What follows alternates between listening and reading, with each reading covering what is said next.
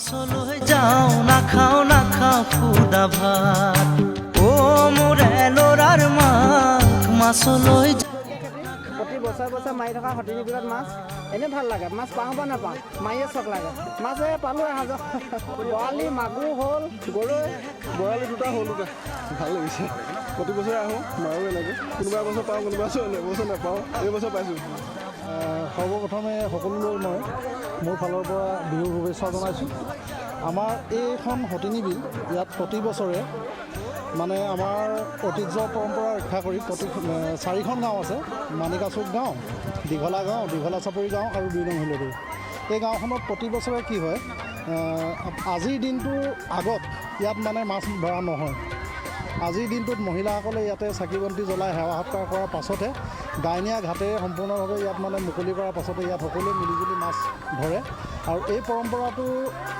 আমি কিমান চনৰ পৰা বুলি নাজানো কিন্তু আমি জন্মৰ আগৰ পৰাই আমি ধৰক এতিয়া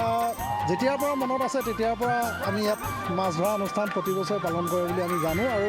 দেখি আহিছোঁ আৰু নিজেও ধৰি আহিছোঁ এয়া আপোনালোকে দেখিছে এসাঁজ পাইছোঁ আৰু বিহু বুলি